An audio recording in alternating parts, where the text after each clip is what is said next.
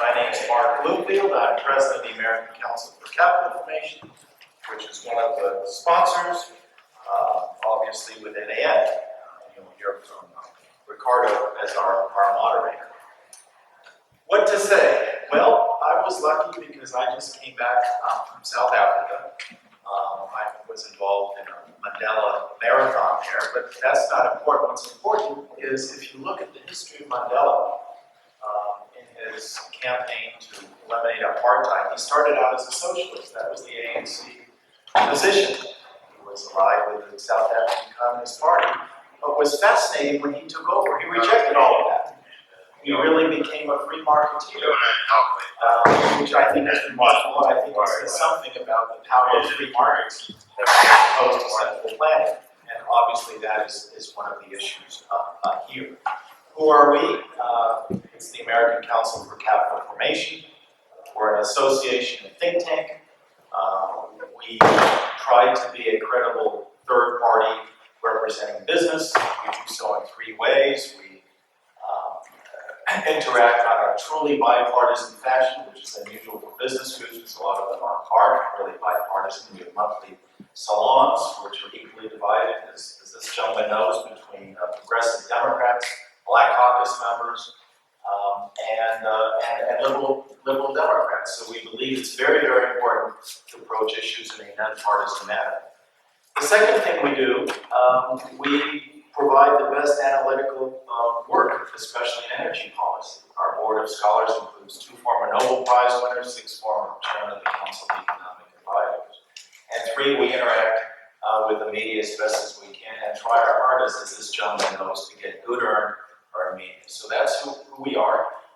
I'm very personally committed to addressing this issue of inequality that we have. I think the answer, and the irony, of course, in South Africa, that's one of the countries where we've got the largest gap. I don't think the answer is central planning. I think the answer is free markets that have worked around the world. So that's the welcome. That's who we are. And now I'd like to turn it over to Ricardo. Ricardo is president of the NAN. We talked a little bit before, and the neat thing about his organization is they're really grassroots. It's not, again, one of the comments I began with central planning and people out there, but you really engages people in their neighborhoods. And as the GOP debate said the other day, I think that's where you really got to go to get this country moving again. So Ricardo, it's all yours. Good morning. Good morning. Thank you, Martin. Your leadership through the American Council for Capital Formation is a fine example of your commitment to engaging policymakers in complex issues. I would like to provide some context before our esteemed panel members introduce themselves. Energy is a critical component of our economic vitality. However, as citizens, we often only engage ourselves with the price of energy when we're standing at the gas pump or we're paying the monthly utility bills. Today's panel will show the big picture, a view of energy as it relates to the current debate in Washington regarding exporting domestic energy abroad. The panel will further discuss the economic prospects and how it impacts communities of color. How can communities of color benefit from this? In a 2013 McKinsey Global Institute report, energy was one of 5 industries identified as game changers for growth and opportunity for the U.S. economy. I was in France a few years ago, and we were looking at nuclear waste facilities, and the French have determined that for the 21st century, turmoil globally will center on 3 issues: clean water, food, and energy. Clean water, food, and energy. That's why we're here today to talk about energy. The report noted that the energy boom, mainly from technological advancements seen in shale gas and the production of so-called light-tight oil, and we have panel members who will tell us what light-tight oil is estimated to add about 2 to 4% to the gross national product. And what is 2 to 4% of the gross national product translated? That's approximately $380 to $690 billion. It's a huge amount of money that energy contributes to the economy. We anticipate in the next 5 years, energy will generate 1.7 million permanent jobs. Not temporary jobs, permanent jobs. And the interesting thing about many of the jobs in energy, and what makes this important for the Congressional Black Caucus weekend, is that many of these jobs do not require college degrees. Many of these jobs do not require junior college degrees. They say community college, man, I'm not sure. It shows how old I am. We used to call it, but the correct is now community college.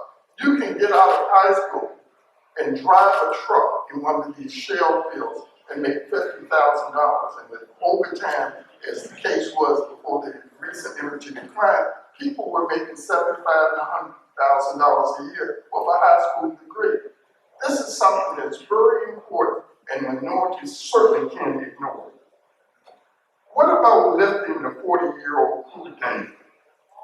The Washington Post in an editorial said, crude oil exports would be a boon to the U.S. economy.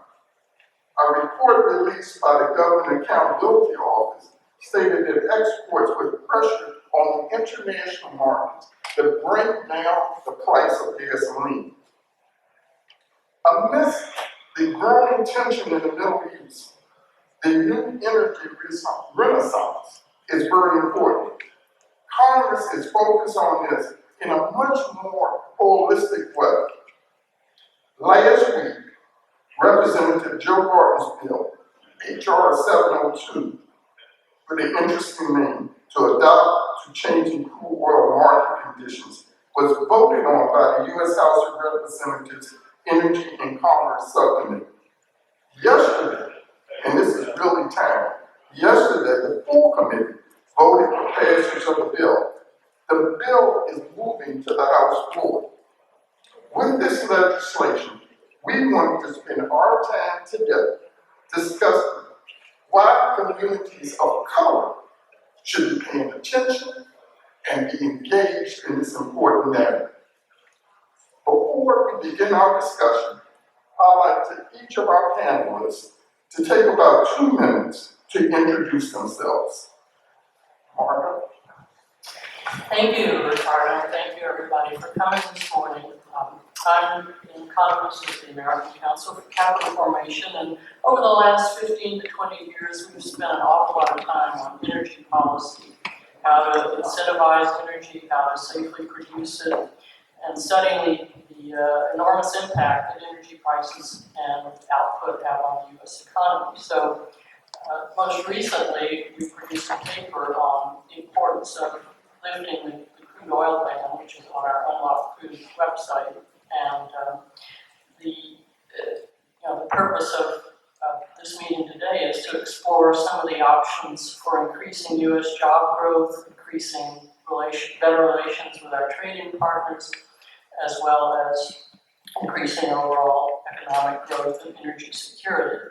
So our purpose at ACCF, as Mark Bloomfield, our president, mentioned, is looking at policies that will encourage saving, investment, economic, and job growth. And I think lifting the crude oil export ban and accelerating the permitting process for LNG would be a real positive step toward increasing our GDP and helping push job growth. Thank you. Paula. Thank you. Good morning. My name is Paula Jackson, and I'm the president and CEO of the American Association of Blacks in Energy. We are a 38-year-old professional association. All of my members, 1,500 plus of them, work in this sector in every single facet of the sector. So we're not just employees in oil and natural gas companies, but we also work in utilities, we work in government, we're in academia and renewables. And the purpose of the organization really is to look at energy policy and its impact on African Americans and other minorities, and in particular those who are low and mid income. And so we have spent all of this time looking at these policies and really trying to help communities understand where they fit, how those policies impact their daily lives, and also let policymakers understand how some policies may have unintended consequences. And so what is the right balance in this particular industry to ensure that everyone is treated fairly and that everyone really has an opportunity. Let me say before the next panelist says anything, Bill had difficulty getting here from Washington State. He flew into New York and drove to be here this morning. He works for a power company. He does not know how to fake. I don't know how many times I was just had a pop getting to a place and just drove a couple 100 miles. So Bill, we love you that you work for the power company. So please start. Thank you very much, Ricardo. The reason why I can't go is because my boss is sitting right next to me. She would be really upset if I didn't show up. Again, my name is Bill Dickens. I'm a senior economist for Tacoma Power. Tacoma Power is a hydroelectric company. The business of providing safe, reliable, low-cost power to our 150,000 residential customers, or 50,000 industrial and commercial customers. We own and operate 7 dams that provide us with about 55% of our native load. The other wholesale power we get from a special contract from Margo Power Administration. I have been involved in the area of energy economics for now close to a quarter of a century. I taught economics at several colleges, primarily on the East Coast, but right now I'm glad to be a part of the American Association of Blacks in Energy. I am the current Pacific Northwest chapter president, led by our talented, lovely president and CEO. I am going to be involved in a special conference later this month. I would like, if I could, Ricardo, just mention the fact that my economic philosophy for communities of color, I draw inspiration from the late French president, 6'8" dapper gentleman, Charles de Gaulle.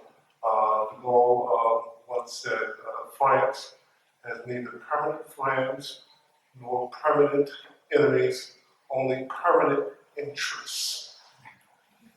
And I echo that. Amen, Lawrence.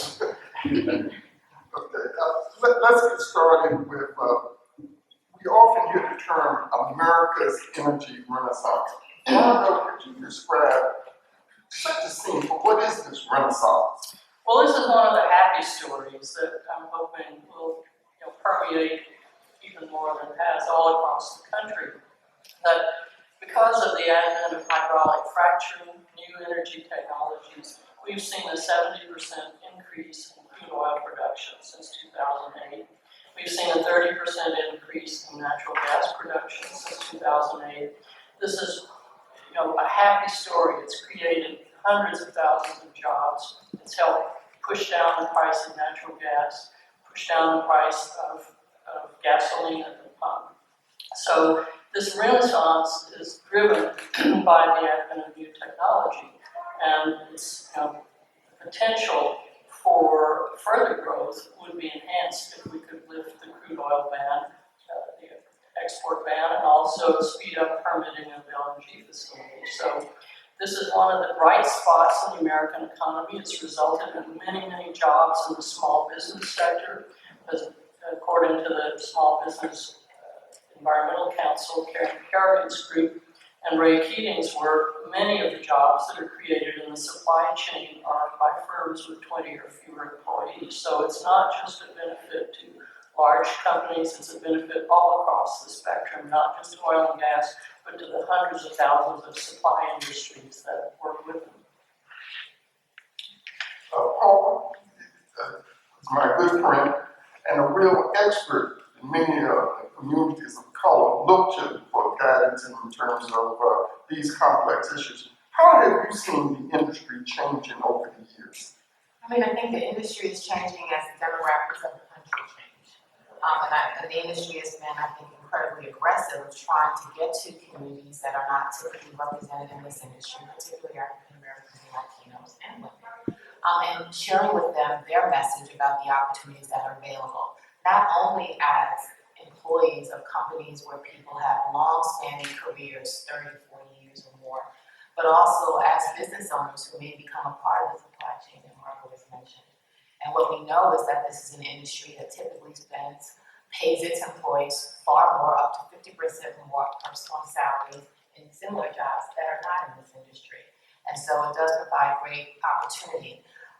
The other thing that is happening, as Margo talks about, the shale plays, is that these plays are closer to our communities. They're not in remote locales. And so people are starting to see this work a lot more. And so it's real to them as opposed to being off somewhere where your only kind of visual of it may be a television show or a newspaper, etc. And so what we're finding is that as we share that message with communities, they're very receptive to it because they're seeing it and they're not necessarily knowing what's going on, but that they know there is something happening in their communities that is having some sort of economic impact. And so our job is to share what that impact is and encourage people to get involved and encourage our organizations and our companies to find new ways to bring people in. Good. Bill, as a person that works on the ground on this, what have you seen the big changes in the past few years? Well, from my perspective, the change that's been most profound, without question, has been this whole issue about carbon. Looking at how we can go about establishing a type of balanced energy approach. As I mentioned, for the most part, the utilities are concerned with issues about reliability, issues about wanting to make sure that costs are kept at a minimum, because when you're involved in a highly capital-intensive activity, and the cost and rate implications are going to be enormous. That's why they have to be amortized over time. But what is really important, is key now, that without question, that the game changer has been climate change, pun intended. That's the type of constraint that all utilities are now faced with. This is why, in the state of Washington, we have a state RPS, Renewable Portfolio Standard. About 30 other states across the country also have a similar type of regulatory constraint, because there's recognition that you can do both. You can meet the needs of your customers in terms of promoting reliability, promoting low-cost power, but you can also do this in a way that does not forfeit the future for our children and posterity. Margo, all has not been rosy with America's energy renaissance. In recent months, we've been reading about layoffs and shutting down facilities. What can we do to bolster this energy renaissance? Well, it's certainly true that the fact that crude oil price has fallen by half since early last year, it's had a negative impact. Estimates are maybe 90 to over 100,000 jobs already lost. And one positive step that we could do would be to allow the export of crude oil. Right now, we can only export condensate and some limited trade with Canada and Mexico. But if we could lift the ban, we would tend to see more drillers going back, beginning to uncap wells they might have capped to see more oil produced, we begin to see export earnings. It would help offset the fall in the price of crude that's hurt so many drillers and caused so much job loss. So we really need to send a signal to producers. If we lifted the crude oil ban in the next few months or early next year, it would incentivize people to hang on, certain in the knowledge that eventually probably oil prices are going to get back up to a level to sustain much more production. Paula, certainly the major energy companies don't need our help to make more money. What is it that we should be asking in terms of support, in terms of their inevitable making a lot of dollars off of lifting this ban? Is there things that minorities and local communities and neighborhoods should be addressing in terms of support for initiative that will make their profits even more astronomical? I mean, I would suggest, and I'm thinking about the way that you worded this question, you don't want to help companies to make more money. It's kind of a dicey question, because I would say that companies that are profitable, those profits help a lot of other people. They don't just help the shareholders, they help philanthropic organizations that serve our communities. They help the employees who now have maybe greater income to pay to spend in our small businesses. And so, this idea that you don't want companies to make money, I would challenge that idea. Or I would say I don't agree that we don't want companies to make money. Money is good in America. Well, the truth of the matter is, companies that don't make money don't survive. That's true. Okay, and those employees and those communities suffer when companies don't make money. But what I do think, communities can do is find ways, and individuals and communities can find ways to be able to participate. So small business growth. And do you have a service or something that you can provide to these companies that then grow your business, that allow those small businesses to hire other people in your community? It's how does that wealth spread throughout a community as opposed to limiting into one particular area. I think, we need to really keep this industry very broadly, not just oil and natural gas, but this industry on our radar screen. We need to be paying attention to what's going on, because the truth of the matter is this is an industry that drives our economy, and you can love it or hate it, but what you know is that when people do not have oil and natural gas to power their vehicles, and people don't have it to heat their homes, and they don't have electricity to plug in their phones, they're pretty aggravated by all of that. And so we do need to be paying attention to it and then trying to figure out where we fit in that chain. And I think there are lots of opportunities for us to do so. Let me just say, Ricardo, if I may, sort of add to what Paula said. Last year, the ACCF looked at oil company profits compared to other manufacturing industries. And there's a paper on the ACCF website looking at oil industry profits compared to others, and over long run, they're no more profitable than the other industries. So it's not like the oil companies are richer than other companies operating. Bill, I'd like to ask you, what is the liquefied natural gas market, and why is it important as a globally traded commodity? Okay, well, liquefied natural gas, or LNG as it's commonly referred to, is at the simplistic level. Right now, I haven't had chemistry and physics in about 25, 30 years when I was a real smart person. You're still smart. But it's a kind of a chemical metamorphosis in which the liquid state the gaseous state is cooled down significantly, something about 150 to 160 degrees minus Fahrenheit, in order to achieve twofold purpose of both storage and transport. So once you have achieved that, then LNG is about 600 times less than the size of the volume that it was in the gaseous state. So this becomes important because if you're looking at market opportunities, now that you have literally shrunk the gas down, you can, of course, look at growing robust markets overseas to transport it. Exports, and basic international economics 101, it's really just a function of three things. One, income. There has to be some type of demand for the product. Two, technology. And three, foreign exchange. One of the other things I had to do yesterday, my daughter, she is a Fulbright fellow. She's been doing a year in Brussels. I had to drop her off at the airport before I could get my plane, which was delayed.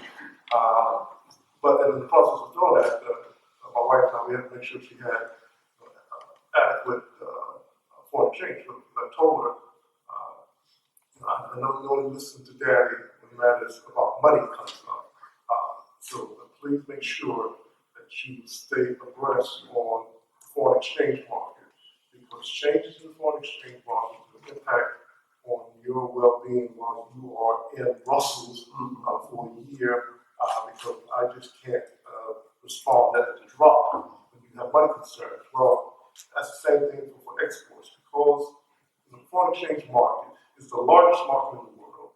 It's the most volatile market in the world. So any kind of change in that can and will impact on LNG exports, in particular, because you're looking at that price differential between gas price at Henry Hub, which is sub $2.50 NMBTU right now, relative to what gas prices are in Asian and European markets, and that's what's typically the driver for all of this. However, any changes, systematic, long-term changes in what economists call the equilibrium foreign exchange rate can change the outcome. Margo, what are the global implications of this LNG market?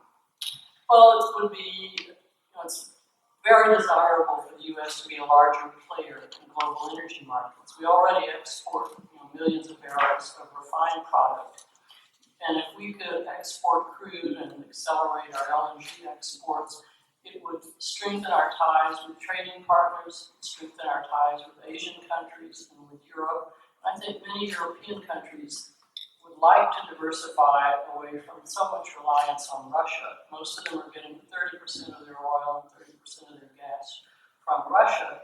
And we've seen Russia, from time to time, cut those supplies back or cut down the supply. And I think most countries would, if we could get our exports going, I think they would feel more inclined to cooperate with us on other issues. So I think it would be strategically and diplomatically important for us to be seen as a reliable supplier of both crude oil and natural gas.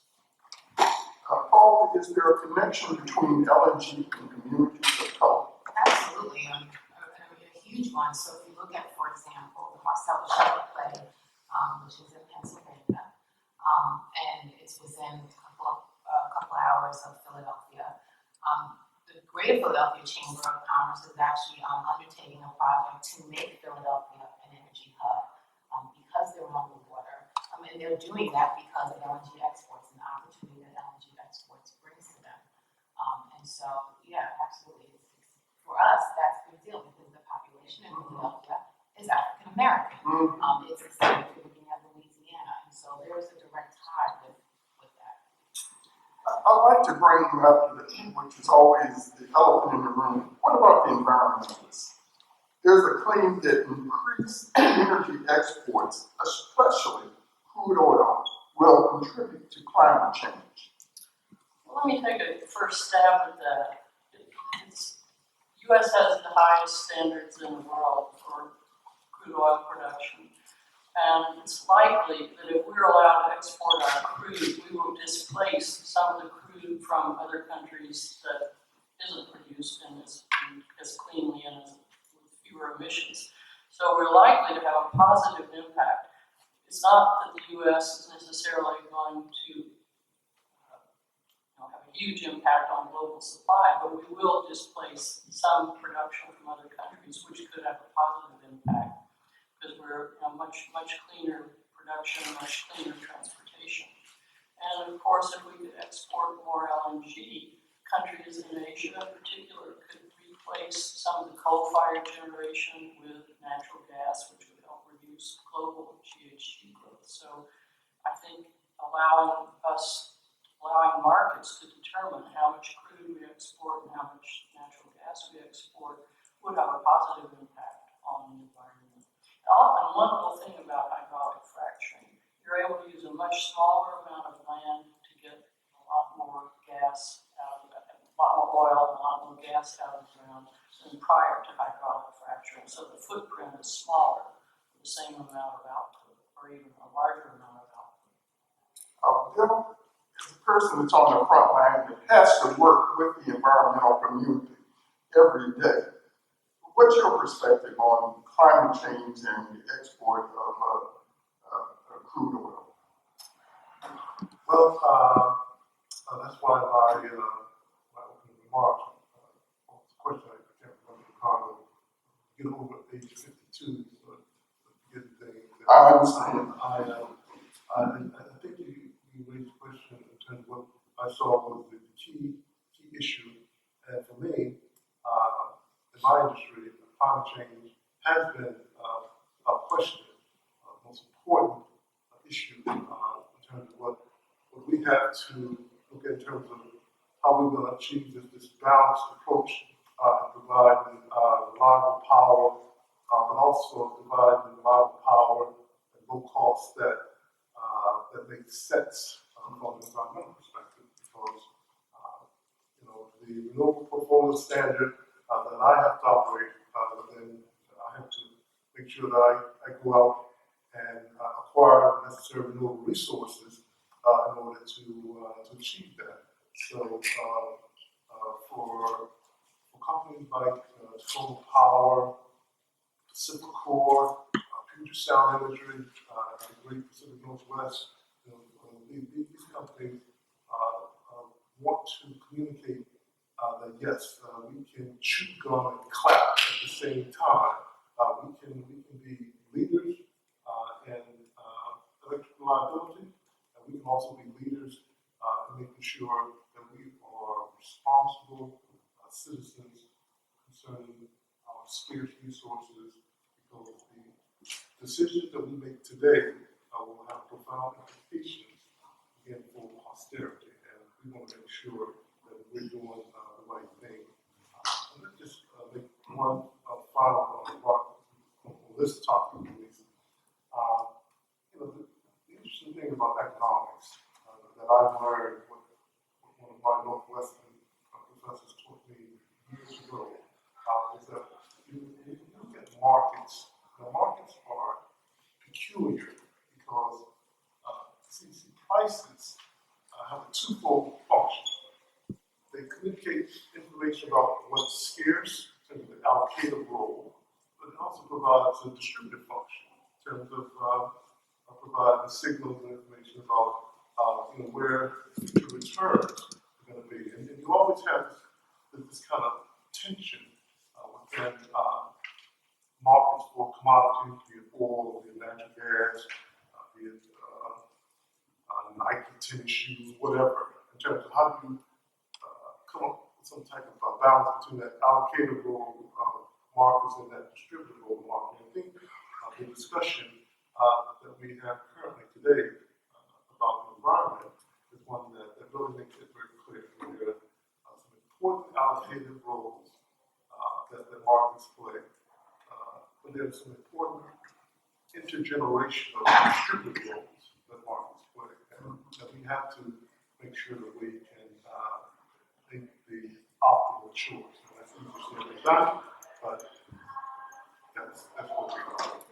Add I think, Bill touched on a really important point and an important word that we need to not forget, which is balance. Yes. What we know is that communities of color are overwhelmingly disproportionately impacted by high prices of energy. Yes. Period. They pay almost 60% of their income in energy costs, transportation, heat, fuel. That's insane. At the same time, they're also disproportionately impacted by climate, right? And so when we have a superstorm Sandy, it's our communities that take long and get turned back on. It's our communities where businesses go out of business because of those disruptions. But I think we need to think about balance. This idea that we're only going to worry about one thing, right? Be it just jobs, not the environment, is ridiculous, right? Because unless someone has created a secret bubble that only has clean air for these people, and if they do tell me, because I'll move there, we're all going to be impacted by this no matter where you live. At the same time, to suggest, I'm going to make sure that your air is clean and you have no economic base upon which you can live, is also, this is my personal perspective, not the perspective of the association, equally as irresponsible. And so policymakers need to try to think, and that's hard, but what is the right balance for people so that we're doing the right thing for the environment, but then we are also helping people economically live day to day. Oh, that's a great point, balance. Dr. Thorning, you recently authored a paper looking at the economic case. What were some of the key findings of that paper?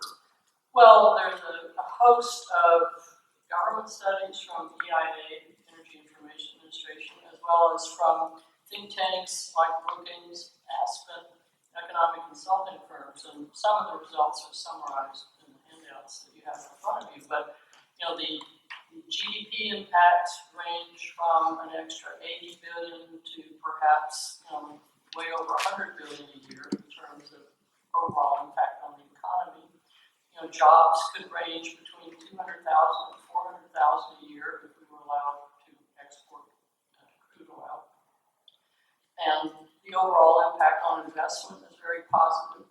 Each $1 billion of new investment is 20,000 new jobs. If you look at the record over the last 25 years. So the overwhelming result of 8 or 10 different studies is that allowing export of crude, speeding up permitting for LNG, would have a very positive impact on GDP, job growth, federal and state tax receipts would increase, and our trade balance would improve.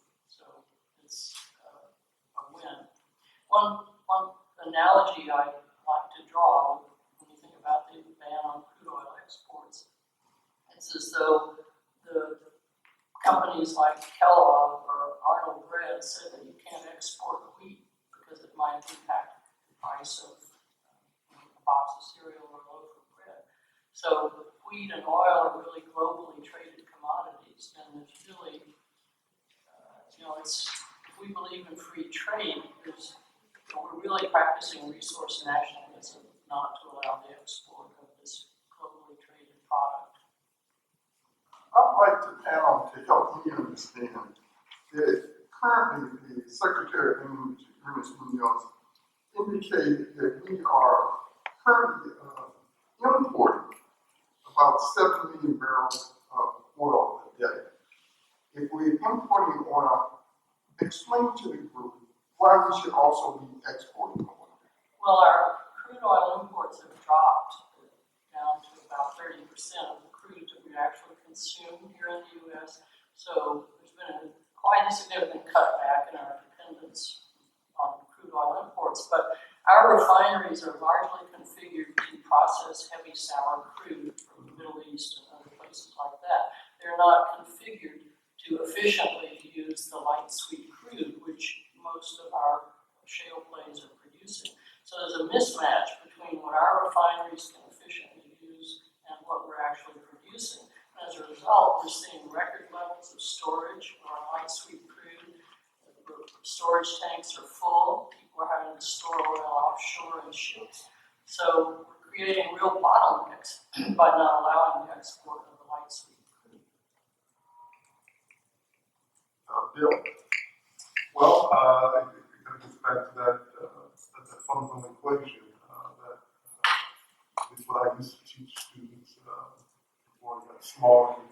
on to something else. Just look at how exports are defined. We have growing markets overseas, and that provides a source of income.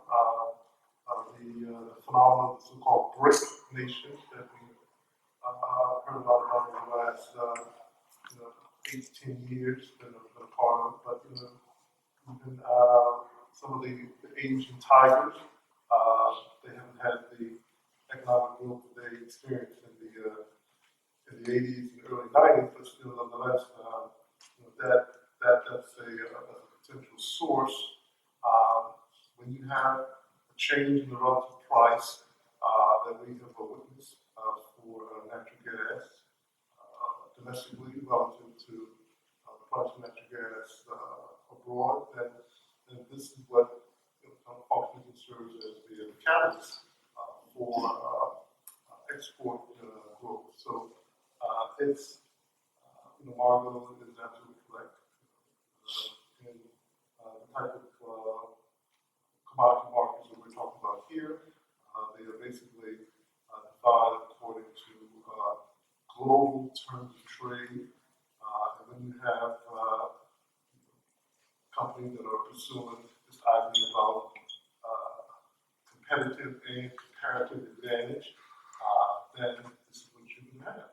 And that's normal, that's efficient, that makes sense. You'll have benefits that Paula articulated earlier domestically, but there's also benefits abroad. I mean, that's the kind of nature of our free trade. That it can sometimes be an esoteric concept, but it really can reach a situation where you have all parties with something to gain. That's why I go back to my kind of de Gaulle's philosophy, because it's not about permanent friends, permanent enemies, only permanent economic interests. And in the case of international trade for these commodities like gas and oil, it makes sense. On that note, I would like to open up the workshop to the audience for questions that you may have of our panelists. I would like to first say, I'd like to applaud each and every one of you to show up on a Friday morning and discuss crude oil experts. You are the real ambassadors. Whether you are for or against this, you want to know more. And that's very important on the issue of this scale, that people want to know more. So does anyone have a question that they would like to ask about the panel? Okay, well, I'll say that, there's a question right here. I guess with any of the panelists, do you feel, particularly in communities of color, that the message has come in those communities that there is an abundance of U.S. Developed energy, that has the story changed in the kind of national narrative about crude exports? It's people talk about the 1970s, and I'm just curious, in communities of color, has that message been perceived as that it's a paradigm shift? I think indirectly. Okay, I don't think there's been great messaging. We as an association have endeavored to do a little bit of it. I think people see things happening, and they may or may not know what that's about, how that's impacting them, who are these people.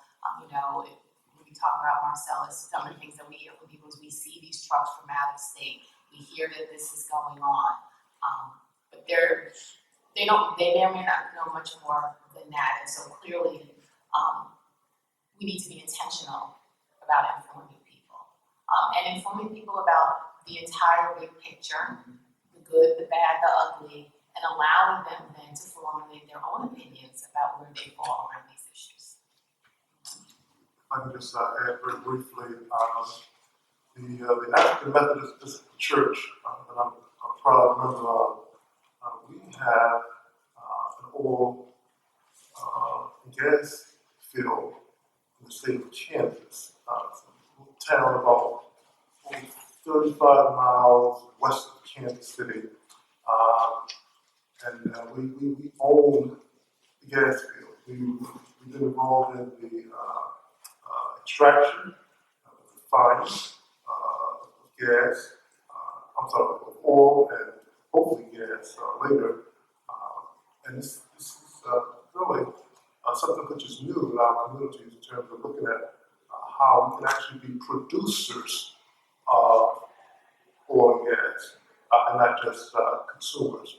So right now, we're putting out from that particular project.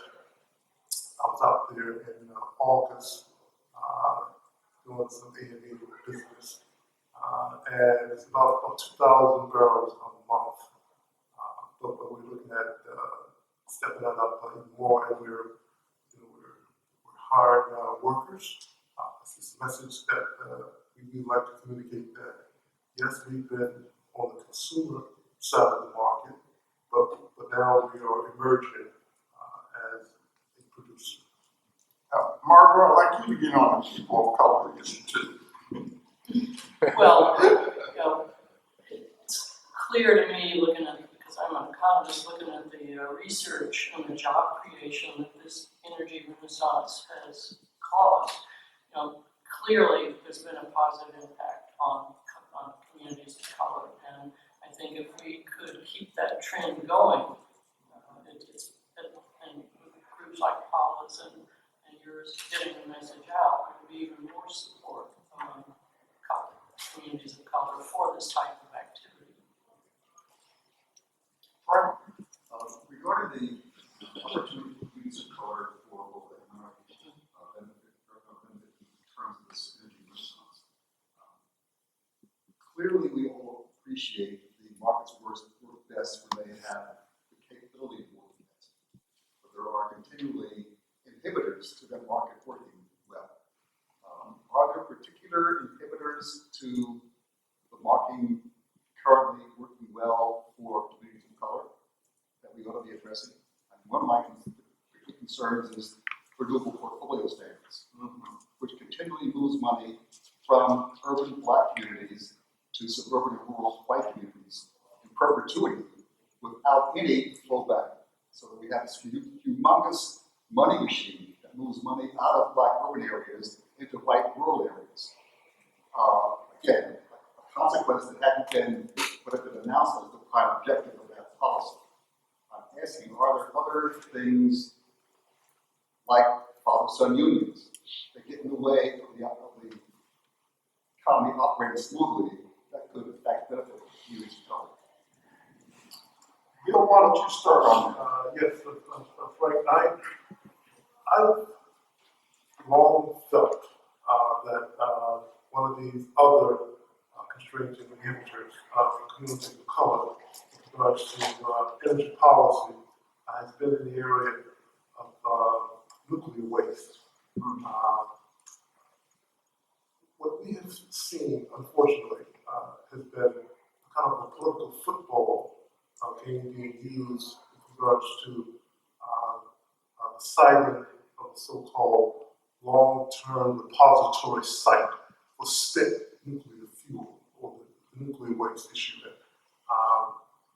When I was in Florida, as you know, doing energy economics back in the 90s, we had 3 nuclear power plants that were in proximity to communities of color. And the issue that came up, obviously, was, well, what are we going to do about spent fuel? Well, one, what I thought was a reasonable approach was looking at good old Yucca Mountain, about 100 miles northwest of good old Sin City, Las Vegas. And we invested about, and Frank knows this number better than I do, about $15 to $20 billion in the nuclear waste fund that ratepayers had paid into this. Those communities in Florida that were in proximity to those nuclear power plants, as a portion of their power bill, they were looking for that waste to be transported to good old Sin Civic or Yucca Mountain. But see, this is how politics come in, because when Harry Reid became the Senate Majority Leader, you know, Harry Reid just pulled the plug on it. 25 years of research has been put in terms of looking at the correct geologic site. I had to go out and look at it for myself. Now, I'm not a geologist. Some of them question about an economist now. But what I do know is that Yucca Mountain would have at least done a step in the right direction so that those communities would have been less impacted, because now we're looking at the storage on site, as opposed to the storage being in some remote area like Yucca Mountain. So they paid for 25 years and never got the product. Absolutely, yes. Kind of negative impact on our communities that we all want to be particularly attuned to. Couple of questions. The United States produces more oil now than Saudi Arabia does. And if you can just give it to it in just very basic terms to a message to the communities of color, what is the benefit and what is the opposing argument for and against exporting crude, and the reason it should be important to the communities of color? You might have covered this, but you could just bring that to the table. Well, I think we've talked a little bit about this already. So, you know, we've talked about the fact that the benefit really is a job opportunities, it's opportunity for lowering prices, it's opportunities for business growth. And what we've heard is that some of what people say does not work is that it can have a negative impact on climate change and what we're trying to do with our environment. People suggest, as part of the earlier question, that all we're doing is giving money to companies and there is no other community benefit. And that's a perspective I disagree with, but I think, you know, what's really important is for people to kind of hear the whole picture. I think it's incumbent upon us as an organization, whether you describe it as an education or advocacy organization, and others to share with folks and to be able to respond to both sides of that issue. And then allow people to really kind of figure out where they sit. So it's not my job just to tell you about the positive stuff and not say, just as if you were an effective lobbyist, let me not share with you what the opposing viewpoint is, because I think it's important that people know what that is and then begin to decide on their own. You know, I may be the American Association of Blacks in Energy, but I would be beyond obnoxious to suggest that my view as an organization represents every single African American in this country. It doesn't, nor should it. But I do have an obligation, I believe, to share both sides of that story with everyone and to be able to respond to those who may disagree with me and to hear from those who disagree with me so that I can be more informed as well. And for the most part, do you feel that the lack of information, the communities in general been sold a bill of goods? Because I hear this doom and gloom about rising prices, about the impacts to climate change, and of course, they nexus that to the communities of color, saying that you're going to be impacted the worst because of your economic situation. So I'm just trying to figure, is it a grandiose misinformation that we are now essentially embracing, or is it something on the other side, such as your organization, Ms. Jackson, can be the conduit assisting in filtering what some people think might be somewhat misinformation? Yeah, I mean, I think, look, the work of getting the word out is hard work. And what tends to happen is that we get sucked up in whatever the political newspaper article says people think or believe. And we don't go any farther than that. If they say that this is what we believe, then that must be what we believe. And we've never really gone and asked them, what is it that you think and what is it that you know? Okay, so here's an example. In June of this year, the association did a poll of 1,100 African American voters and 1,100 Hispanic voters, really to get their perceptions around environmental regulations, the impact on their communities, and what were their priorities. And what we found among those 1,100 overwhelmingly is that they didn't know. And so, we live in a world in which we think this is what registered voters believe as people of color. And then when you ask them, they say, yeah, I kind of heard something about that, but honestly, I don't have an opinion about it because I don't know anything about it. And so what I'm suggesting is that's where the disservice comes in, right? Not doing anything more than that. Believing that that is the landscape in which people live. The truth of the matter is that it's very easy for me to say people need to be involved in these issues. But our communities have double-digit unemployment rates. They have a whole lot of other priorities than my stuff. And so, we've got to work harder about understanding where people are and then figuring out, getting them the information that they need so that they can just kind of go about their business and their lives in a way that's good for them, as opposed to just, deciding that, well, if the Sierra Club or API or whomever says that this is what we think and believe, that must be true, and walk away. Because I think everyone in this room has probably had an experience where you've read something where someone said, this group, all women think X, and you're a woman and you're like, I don't think that. Where the heck did that come from? But that's kind of the world in which we live, and we need to, one, acknowledge that, because if we don't, then we're kind of constantly caught up in this hamster wheel of a cycle. Let me give an example. We, about a year ago, met with Cheniere Energy. They're building a liquefied natural gas. The plant cost several $billion. They told me they needed desperately welders. Welders are just having a certificate. You have a high school education certificate to be a welder. The welders make with them at least $50,000 before they get into overtime. They could not find them. I was so angry.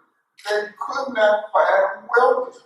There were people with a high school to a training program, not to a community college, to a training program. And that could not make the minimum wage. I don't want people in America to make the minimum. People in America want to be rich. And if they don't reach rich, they want to be well off. I might not ever be rich, but I'm sure trying to get well off. And what I was concerned about is they had to look to the Caribbean to find those welders. Now that's a lack of information that we did not know about this opportunity. So that's why I'm so proud of all of you who've shown up today, because now you know there's another path that we should be taking. The money is going to be spent, well, it's spent with us and Paula and Margo and Bill have all, but it's not enough of us. They are attending these meetings. When there is an energy meeting in Washington, the one thing that always makes me say, there are very few minorities in the room. They're invited. They don't show up.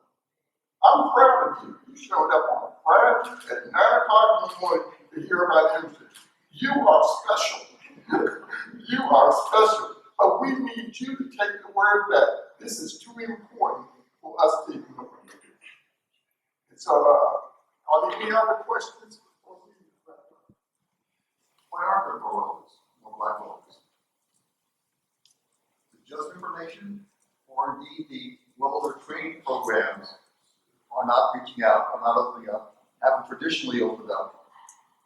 Is there something on that side that also we ought to be looking at? That's a good question. And it's probably a mix.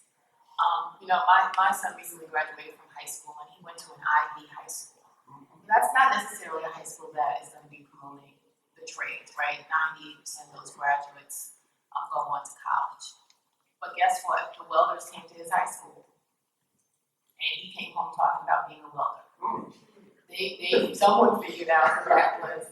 Now, I will also admit that as his mother, that wasn't really what I was thinking. But I sent him to an Ivy high school to be pursuing. But the question really then becomes, right, are they only, we have, and this is an offshoot, but I think it's relevant. We have, I think, a real strong desire to always be focusing on the best students of the best students. And going to the best schools. And quite frankly, we live in a world in which a lot of kids don't get to choose where they go to school. because I live where I live, and that's the district school, and that's where I go. And so that's what I mean by we have a role to play to ensure that we are going everywhere and talking to everybody and not just focusing. I had a CEO once say to me, we were talking about this issue, and I said, you know, a 3.8 or 4.0 does not define your success. And he said to me, and a 2.0 does not define your failure. And so we need to begin to think about being very deliberate about trying to reach everybody, because everybody really does have the ability Yes. when they're given that opportunity. Carl, if I could just make the one comment, and that is, I don't think no one in this room believes that energy is the economic panacea for the socioeconomic challenges that face communities of color. It's not. The energy sector is a capital-intensive sector.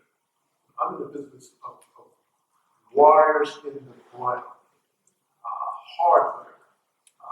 These are projects that are capitalized over a long period of time. You're not going to have a whole lot of workers. Really, you're not going to have a whole lot. So to the gentleman's question about the dearth of welders, well, see, I find that kind of puzzling because I see a lot of workers out in the Pacific Northwest because we're highly unionized. And the IBEW is the primary source of information because the IBEW also can control the supply of workers in the electric industry. So if it's a question about a dearth of welders, that's really something that our colleagues on the other side of the table, in terms of unions, have to look at in terms of saying what are they doing that is actually precluding access for young men and women, because women can be welders, electricians. Power goes out of my house. I tell my wife all the time, don't call me. Please don't waste time calling a white collar guy. You can contact these talented men and women, these linemen and line crews who can come out and restore that power quickly so that you can move on with your day-to-day activities. Before I ask the panel to sum up, are there any more questions? It's this gentleman right here. Thank you. Mr. Deacon, Hey, Bill. what do you think our politicians, corporations can do to help to enhance the blue collar employees around this country, whether it's welders, electricians, non-traditional working class? What do you think we can do? Okay, well, I think the first thing is that we have to move away from the elitist thinking and idea about what defines success. Paula said it best. You can't be defined as success according to occupation, grade point average, things like that. You have to make sure that you can provide an environment and a culture that can cultivate young men and women, communities of color, to reach their creative potential. So those types of incentives have to be nurtured and put in place, and have to the participant has to see some kind of buy-in to it. One of the things when you got to fly across country like me, you have to do is that you have to read. And I'm reading a book here by actually a psychologist, brilliant psychologist, Daniel Kahneman, won the Nobel Prize in Economics, 2003, 2004. The book's called Thinking Fast and Slow. And the message that Kahneman is making in this book is that about processing information is going to determine how we're going to go about making the right type of decisions. And one of the things that Congress emphasizes is that we have to achieve some kind of equilibrium between how we can think fast. Certain things we can process quickly because we already have a priori knowledge about the subject. But in life, a lot of things we got to think slow about because there are a lot of complexities, a lot of ambiguities, and you just can't respond quickly to that. So for our elected officials, the message that Parliament would suggest I would support is that we have to make sure that for our young men and women, that they understand that there are no quick fixes. There are things that you have to go through kind of a slow, deliberate process, but the benefit of the game will be much, much better to do that as opposed to making these quick and hasty decisions about are you going to be a welder? Are you going to be a geologist?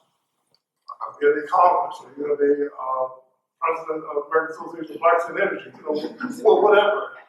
Yes, that's like So, let me just respond to your question about what politicians do to expand opportunities.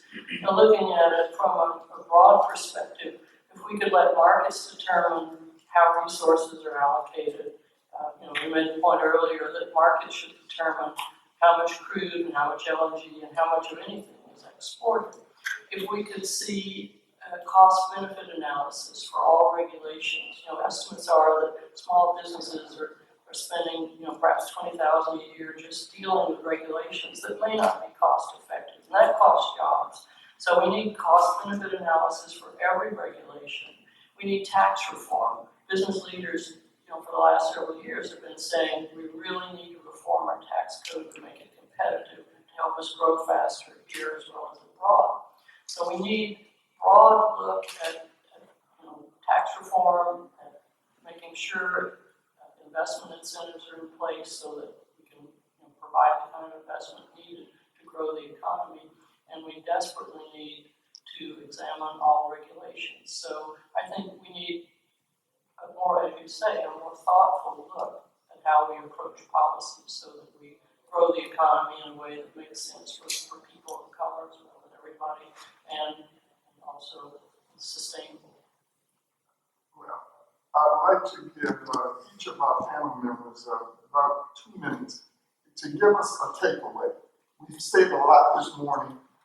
What would you like people to take away from this workshop this morning? Let's start with Bill. Okay, Black Lives Matter. I mean, that's self-evident. Black Lives Matter, yes. And Black Lives Matter because when you look at the market for these globally traded commodities, it entails risk matters. There's political risk, there's economic risk, there's social and cultural risk. So yes, risk matters. But not only does risk matter, rewards matter. I mean, there are profitable opportunities that exist, and they are growing. And those profitable and growing opportunities definitely impact on communities of color, which of course means that, again, yes, Black Lives Matter. And then lastly, an issue that Margo touched on with regards to regulation. Regulation matters because what happens in Washington, D.C., and in the state capitals will impact on the day-to-day decision-making activities that individuals and these communities will have to do. Again, borrowing from Commons pioneering psychological research. How we go about processing that information, though, is going to require achieving this type of balance. Are we going to think fast? We're going to think slow. I would say learn as much as you can. And then you share that learning with those that you see and that you meet. And that when we start to think about developing policy, if we develop policies with the least of us in mind, those of us who are worst off in mind, everybody else will be okay. Margo. Well, just finally, I should have mentioned trade promotion and the Pacific and European trade initiatives that the administration is pursuing. It would add substantially to GDP and job growth if we could get those trade deals with Asia and Europe in place. So we need those because those would benefit all communities. And of course, we need to make our tax code competitive, and we need to examine all regulations to see if they're really meet the cost benefit test. I would like this, to thank this esteemed group of attendees for being here, because now you are the ambassadors. You have the knowledge, you have the information. We've given you enough to say you need to learn more. And we need to get our friends and our colleagues engaged on this issue.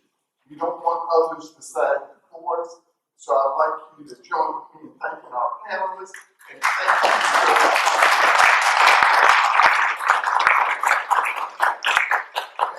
Please take the food and the bottles over there on the right. We don't want to send them back, so help yourself.